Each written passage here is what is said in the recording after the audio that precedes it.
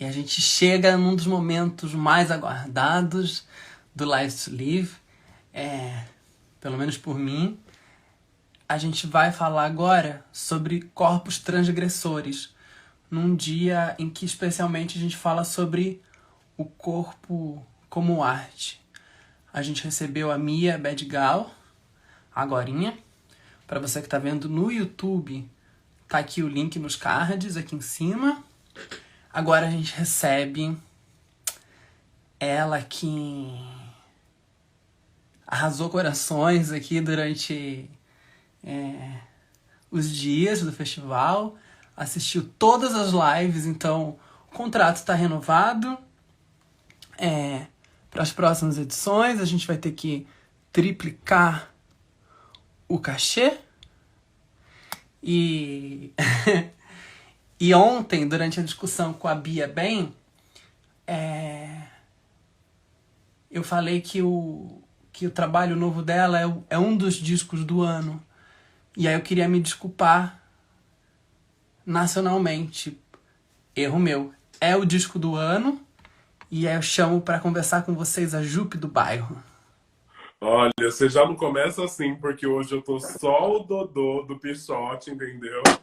Tô só o catarro. E aí, a gente tá se falando todo dia, né? Parece que você dormiu aqui em casa, quase, assim. E aí, meu bem, como que você tá? Tô bem feliz com o seu convite, por você ter aceitado o nosso convite de participar de um festival que acredito que tenha levantado ao longo das semanas assuntos tão importantes, né? A gente está falando da pandemia como o apocalipse, né? Mas pensando no que fazer depois do fim, né? Nesse fim do mundo, nesse fim do apocalipse, nesse fim da pandemia.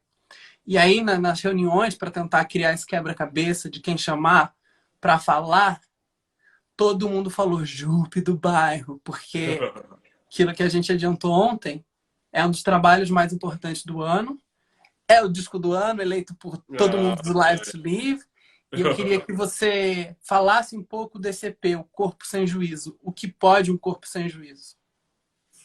Eu quero agradecer o convite por participar desse festival incrível, com um line incrível. Eu espero que esse evento virtual não seja uma desculpa para não me chamar pro físico depois, hein? E não, já tá assim, ó, já confirmou, já. Eu falei agora, Então tá. todas Então as tá, porque edições. senão a conexão ia cair rapidinho. Nossa conexão tá ótima. Você tá.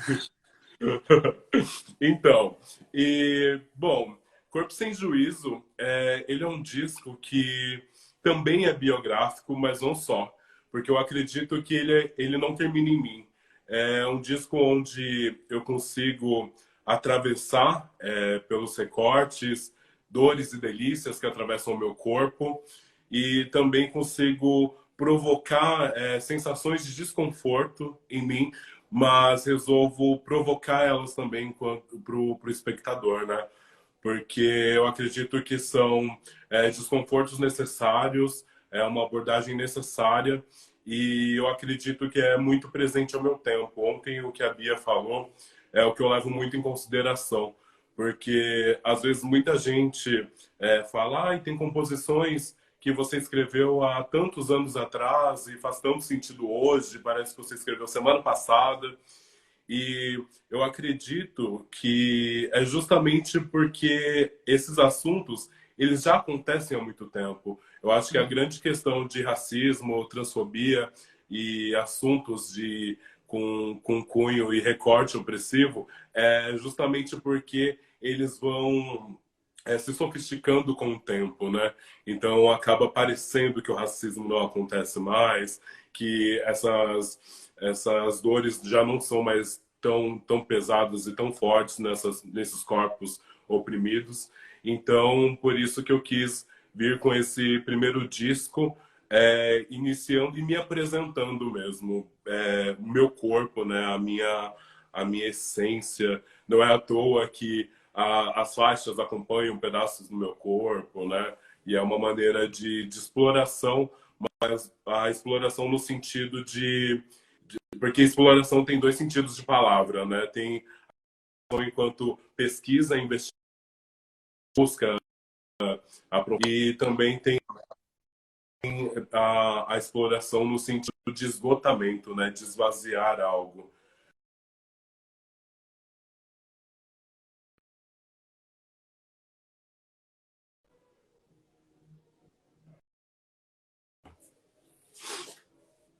Tá rolando aí?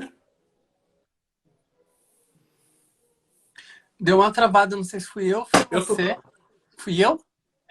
Então. Eu não sei também.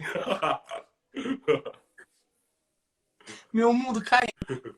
É que a Narcisa entrou e começou a comentar e abalou a estrutura do 4G no Brasil. Mas estava comentando, eu Um parei de beijo, ouvir no momento que Narcisa! você falou Ai, que do seu corpo. babado!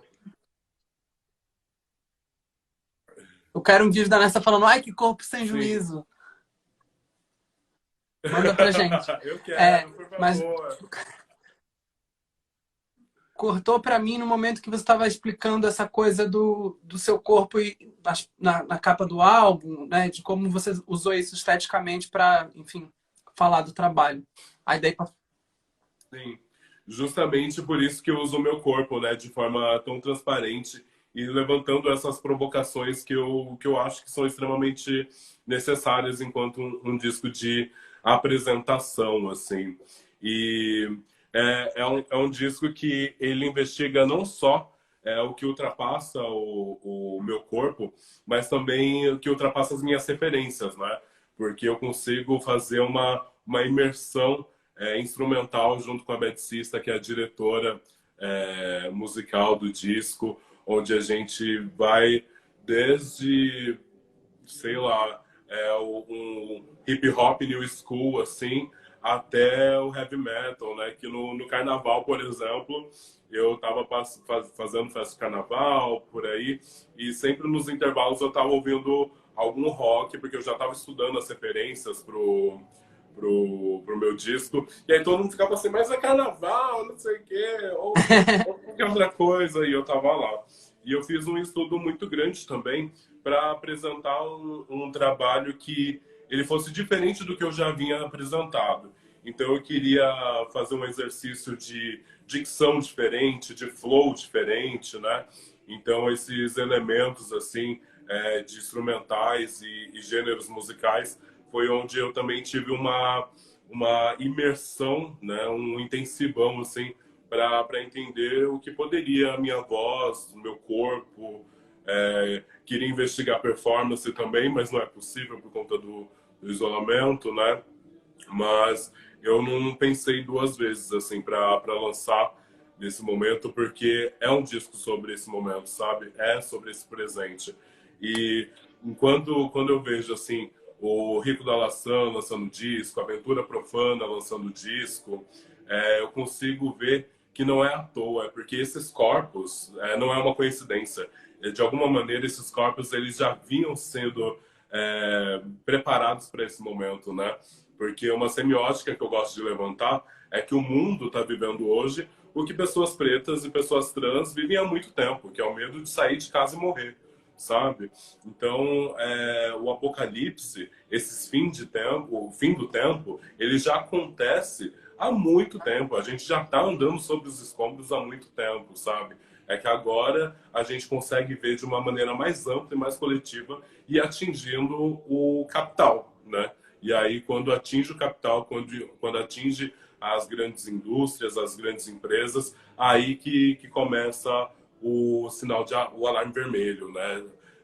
Corram para as colinas, porque o mundo vai acabar.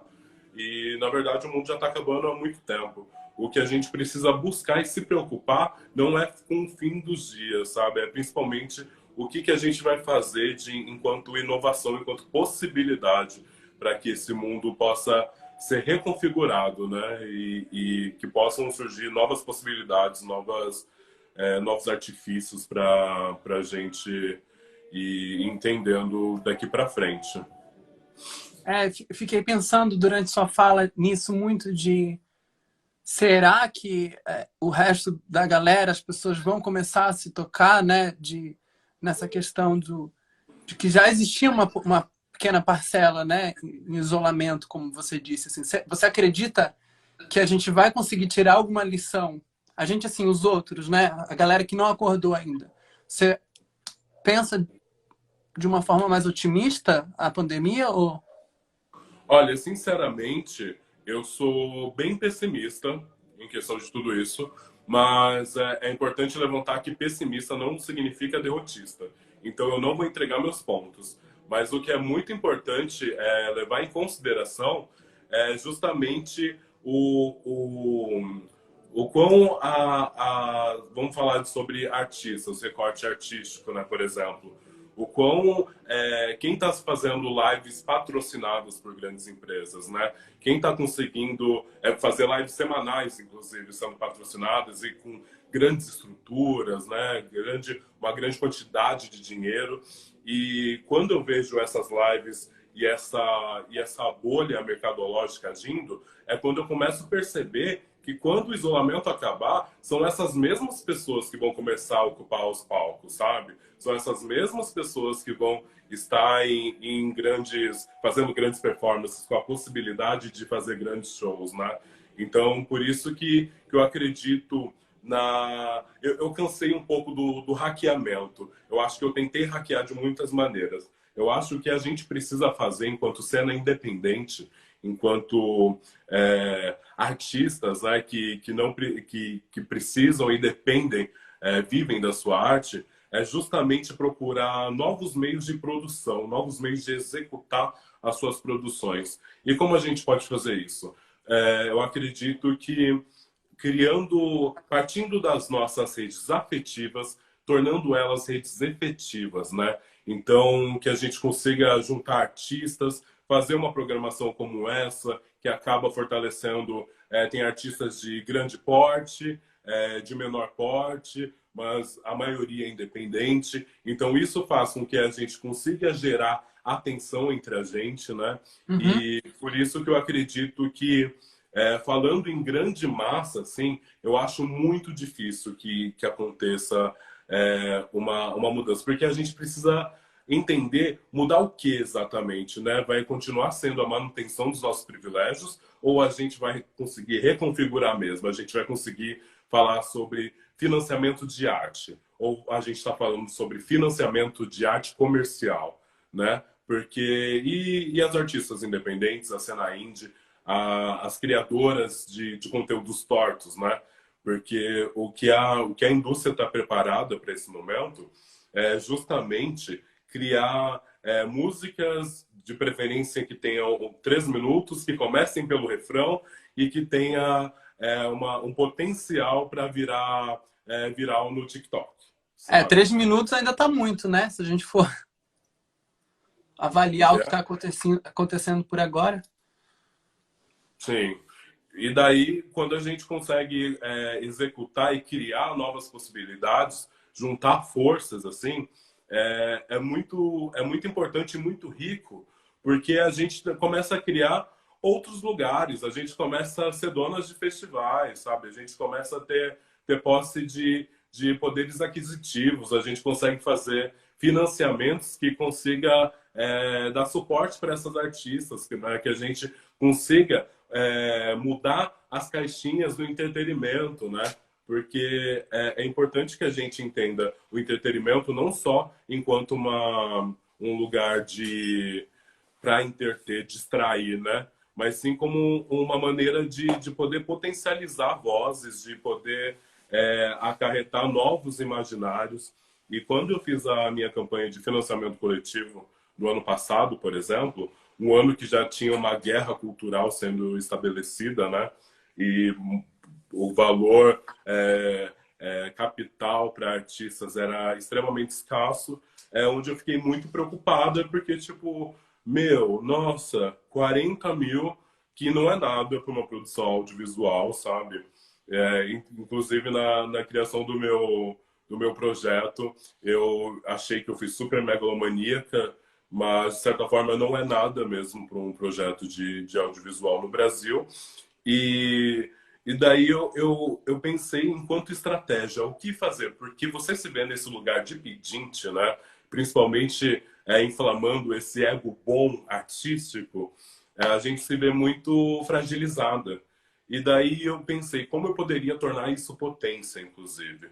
E foi quando eu comecei a pensar na responsabilidade que o público tem, tanto quanto a minha, né, equivalendo essa responsabilidade de criação de imaginários, né? Porque a gente precisa ser responsável pelo que a gente consome, desde o que a gente se alimenta, do que a gente veste, do que a gente ouve, né? Então, é a partir disso que a gente consegue gerar novas possibilidades de imaginário, que a gente consegue trazer outras, né? Porque tem uma associação também com a representatividade, né? Porque a representatividade, ela acaba sendo uma faca de dois gumes. Porque ao mesmo tempo que ela representa e cria imaginários para outras pessoas, ela pode deixar outras pessoas estáticas também, né? Porque, ah lá, tem a Jupe do bairro, então eu posso ficar aqui tranquilinha, colocar toda a minha perspectiva sobre ela, e a partir do momento que ela não me representa mais, eu posso ir lá e cancelar e criar uma nova, sabe? Então Uhum. é por isso que a gente precisa entender o quão a gente é necessário criar uma linha horizontal, porque essa linha vertical do lugar da diva, do lugar supremo, intocável, a gente viu que não acontece, né? Ele acaba segregando artistas, né? De fato, né? É. E aí, pensando nisso tudo, a gente consegue, pensando no tema do dia, né, do corpo como arte, e a gente colocou esse tema, né, dos corpos transgressores. Eu entendo que, a partir da sua fala e do seu trabalho, a gente consegue ver que transgredir é uma forma de resistência, né? Uma forma de mostrar, batalhar o seu lugar ao mundo que, enfim, a gente não devia estar tendo que ter essa discussão em pleno 2020, sabe? Era para ser uma coisa comum, né? Um diálogo normal, não ter que pautar isso e ficar falando, gente, ouçam meu disco, ou entendam o meu trabalho, quem eu sou, enfim, consumam isso, né? Como você pensa isso? Eu tenho entendido, assim, eu tenho ficado muito feliz, por exemplo, com como esse trabalho está sendo recebido, né? Porque é um trabalho, é o meu primeiro trabalho solo. Ele vem numa pegada um pouco mais contracorrente, assim, do que a gente entende como música a ser comercializada, né? E também sempre fica sempre me coloca naquele lugar de vanguarda, né? Também, que é esse lugar de que precisamos de alguma forma criar referências para que outras pessoas possam ganhar dinheiro com isso. E, na verdade, tem sido extremamente contraditório. E é uma palavra que eu gosto muito de usar dentro dessas contradições, né? Porque a crítica, ela tem sido incrível, assim, eu tenho percorrido caminhos que eu não imaginava, até muito curioso, assim, enquanto a cena indie tem abraçado esse trabalho, o quão eu tenho conseguido caminhar enquanto portais, assim, com críticas maravilhosas e tudo mais. E eu acho que é justamente isso, é justamente porque é fresh, né? É novo, é de uma linguagem que acaba não sendo repetitiva. Então, eu acredito que esse lugar de transgressão é justamente isso, porque quando eu consegui perceber que a indústria da música não estava preparada para o ingresso do meu corpo, eu precisei criar mecanismos para que eu pudesse representar pelo menos a mim, então, sabe? Então, comecei a investigar as minhas referências, as minhas vontades, dentro do que me tinha como suporte, inclusive. Quando eu lanço o meu primeiro single no ano passado, eu tive que gravar dentro de um guarda-roupa onde eu tenho sinite, e depois de tanto tempo tive que voltar para o armário cheio de poeira, fazendo uma acústica com cobertor, sabe? E com isso a gente vai entendendo o que a gente consegue fazer e fazendo um trabalho de qualidade também, né? Porque outro ponto que é muito importante é justamente essas manifestações artísticas marginais, né? E o quão é interessante para quando um governo conservador toma conta do poder, os primeiros cortes são na arte, acessibilidade e a cultura. E é justamente por isso, porque a gente consegue reconfigurar imaginários a partir da arte, né? A gente Uhum. consegue fazer com que corpos marginalizados que têm que passam por uma educação que não interessa preto, que não interessa pobre, que não interessa pessoas trans, travestis, e justamente para que esses corpos sejam uma mão de obra barata, né? Para que esses corpos continuem fazendo parte unicamente da engrenagem de baixo e não de cima.